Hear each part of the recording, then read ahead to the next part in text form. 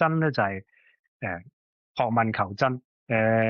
我對好多新嘅科技咧，其實都追得好貼嘅，咁亦都好有好奇心。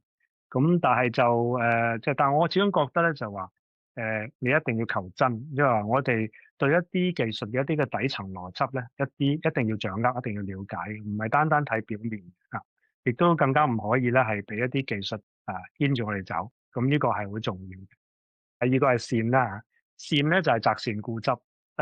我如果係定下咗一啲嘅目標啊或者方向嘅話咧，其實遇到咩困難都好咧，我只要呢個決定咧係正確嘅話咧，其實我都會一路堅持咁落去啊。咁呢個所謂初心不變美啦，力臻完美。好多時候咧，我會好欣賞咧，就話完成同完美之間咧，其實會有一個距離嘅。